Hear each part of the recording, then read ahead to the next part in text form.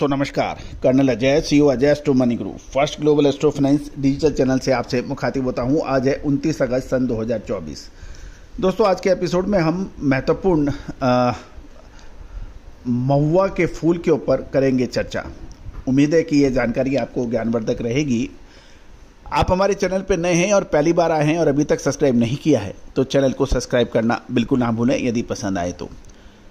साथ साथ हमारी विशेष रिसर्च रिपोर्ट, अग्रिम रिपोर्ट के लिए भी आप संपर्क कर सकते हैं।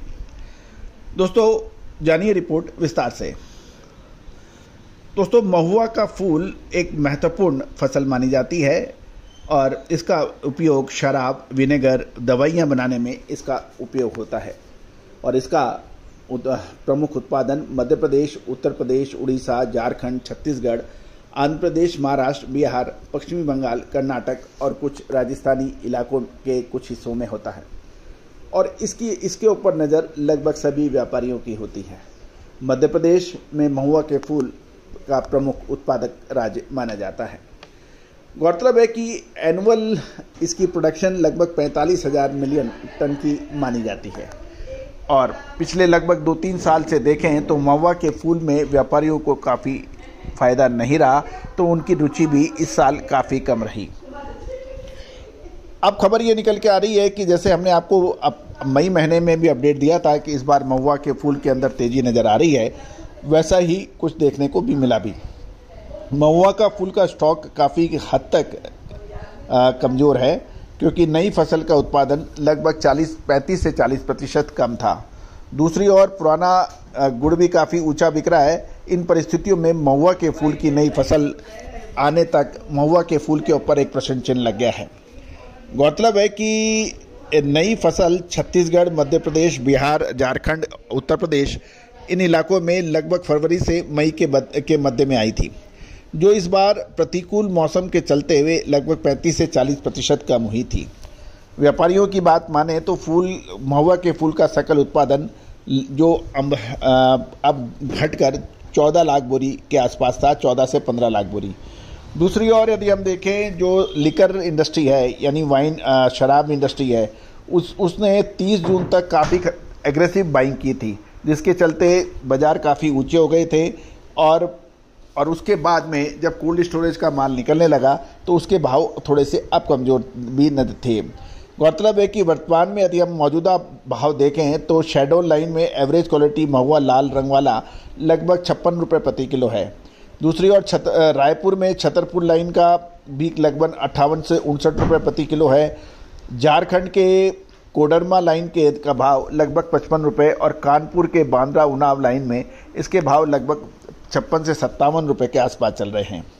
ये भी ध्यान देने वाली बात है कि उत्पादक मंडियों में किसानों का जो माल है उसकी जो आवक है वो बिल्कुल कम होती जा रही है और जो भी माल अभी है वो ज़्यादातर कोल्ड स्टोरेज में है और वही माल अब बाज़ारों में बिक रहा है। व्यापारियों ने गोदाम और वेयरहाउस में काफ़ी माल स्टॉक कर रखा है और उसकी बिक्री छुटपुट देखने को मिल रही है। यदि हम पिछले साल के मुकाबले देखें तो इस साल कोल्ड स्टोरेज में स्टॉक पिछले साल के मुकाबले कम है और पुराना स्टॉक गत वर्ष की तुलना में इस बार लगभग आधे से भी कम रहने के समाचार हैं।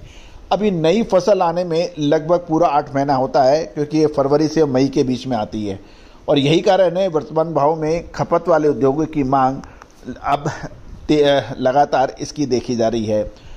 लेकिन कोल्ड स्टोरेज का माल निकलने से कुछ व्यापारी इसकी मंदे की भी बात करते हैं।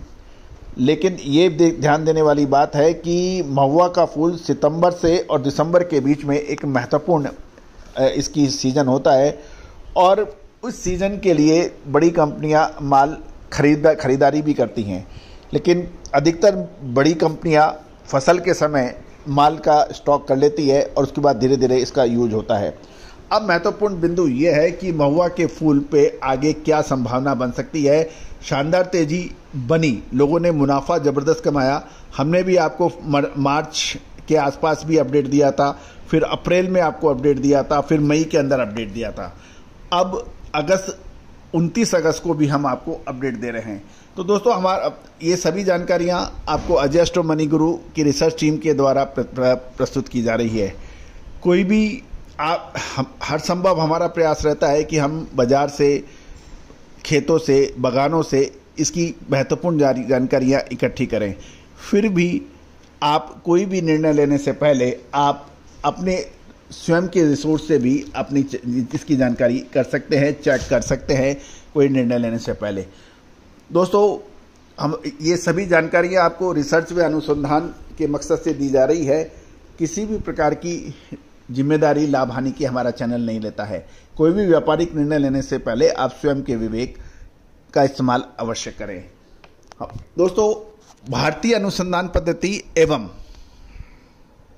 फंडामेंटल एनालिसिस का जब भी सहयोग होता है वो 10 में से 8 बार, 9 बार काफ़ी हद तक सही साबित होता है। ये भी सही है कि कोई भी रिसर्च 100 में से 100% हर बार सही नहीं हो सकती, क्योंकि इसके अंदर बहुत सारे इफ एंड बट होते हैं। लेकिन 10 में से 8 बार ये सही साबित होती देखी गई है, जो कि हाईएस्ट परसेंटेज है। तो दोस्तों, हमारा हर संभव प्रयास रहता है कि हम भारतीय अनुसंधान पद्धति और फंडामेंटल एनालिसिस एवं ग्राउंड रिपोर्ट्स को समायोजन कर आपके लिए विशेष रिसर्च रिपोर्ट लाएं। इन विशेष रिसर्च रिपोर्ट्स की आप भी सहयोग राशि अदा कर आप जानकारी ले सकते हैं। All the very best, good luck, happy trading.